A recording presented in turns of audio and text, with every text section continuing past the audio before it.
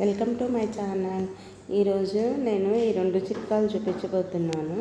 దాంట్లో ఫస్ట్ది ఇది మీరు బట్టలు కుర్తీస్ ఉంటాయి కదండి, వాటిని ఇలా పొడవుగా పెట్టి మడత పెడితే చాలా టైం వేస్ట్. ఎంత ఈజీగా మడత పెట్టడానికో నేను మీకు చూపిస్తున్నాను.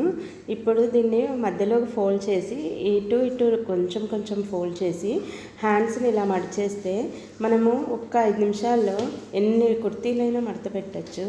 ఇంత ఈజీగా మడతలు పెట్టేసి కాస్త ఒకదాని మీద ఒకటి పెట్టేసి టైట్గా పెట్టేస్తే ఇస్త్రీ మడతలాగా ఉంటాయండి. చూడండి మీకు ఎంత తేడా తెలుస్తుందో.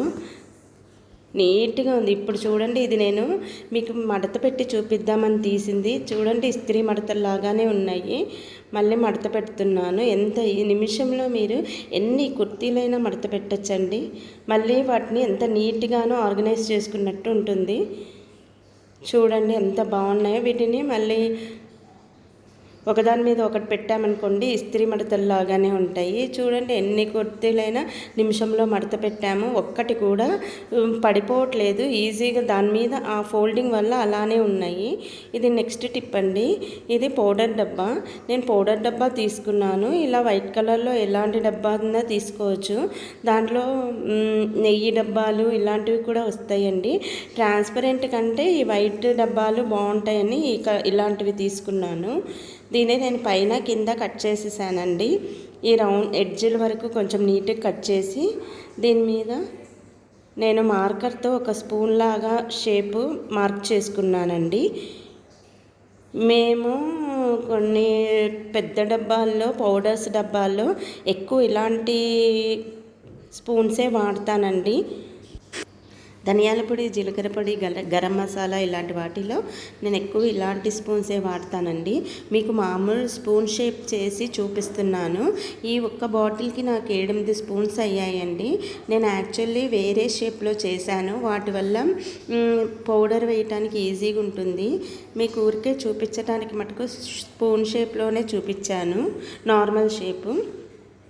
ఇంకా వేరే షేప్ చేశాను, అవి కూడా చూపిస్తానండి. వాటితో బాగా పడుతుందండి, తీసుకోవటానికి అట్లా వీలుగా ఉంటుంది.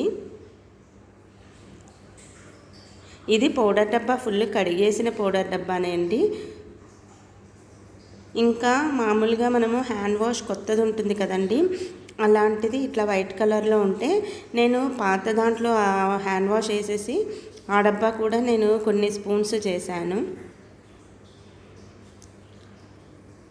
ఇవన్నీ నో కాస్ట్ ఐడియాస్ అండి. ఈజీగా మనము ఇంట్లో చేసుకొని వాడుకోవచ్చు.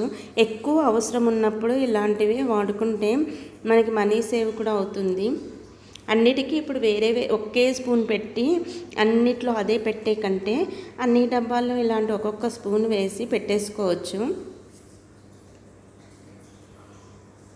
ఇది కొంచెం షేప్ చేస్తున్నాను నీట్గా. పైన పట్టుకోవడానికి కొంచెం వెడల్పుగా అలానే ఉంచానండి. మొత్తానికి ఇది షేప్ వచ్చింది. నెక్స్ట్ నేను చేసినవి చాలానే చేశాను, అవన్నీ కూడా మీకు చూపిస్తాను.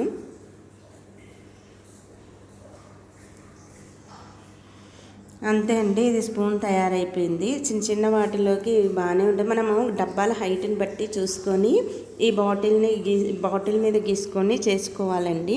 చిన్న చిన్న డబ్బాల కంటే చిన్న చిన్న స్పూన్స్ చేసుకోవచ్చు. వీటిని ఇలా అట్ట స్పూన్స్ ఉంటాయి కదండి, అలాంటి వాటిలాగా చేశాను. వీటిని ఇలా సన్న డబ్బాల్లోకి చూడండి, పౌడర్ వేసుకోవడానికి ఎంత తక్కువ అయినా ఈ స్పూన్స్తో బాగా వస్తుందండి. ఈ షేప్ అయితే బాగుంది కూడా, అసలు పెట్టుకోవటానికి కూడా. అది కొంచెం కొంచెమే వేసుకోవాలి కదండి. వీటిని ధనియాల పొడి, జీలకర్ర పొడి, వీటికి ఏ డబ్బాల్లోకి ఆ స్పూన్ పెట్టుకోవటానికి ఇలాంటి స్పూన్స్ చేసి పెట్టుకుంటే బాగుంటుంది. ఇంతేనండి ఈ వీడియో. మీకు నచ్చితే లైక్ చేయండి, షేర్ చేయండి, సబ్స్క్రైబ్ చేయండి. నా వీడియోస్ మీకు నచ్చితే ఒక లైక్ వల్ల అందరికీ వెళ్తాయి. ఇవి కొన్ని చిన్న స్పూన్స్ చేశానండి. దీనికి ఈ కింద ఎడ్జ్ తీయలేదు, అందుకని బెండ్ అయి ఉన్నది. అలానే ఉంచి ఇంకో స్పూన్ షేప్లో చేశాను. అదైతే చిన్నది హ్యాండ్ వాష్ డబ్బాలతో చేసినవండి. చూసారా? మీకు నచ్చితే మీరు కూడా ఇలా ట్రై చేసి చూడండి ఒకసారి. Thank you for the watching అండి.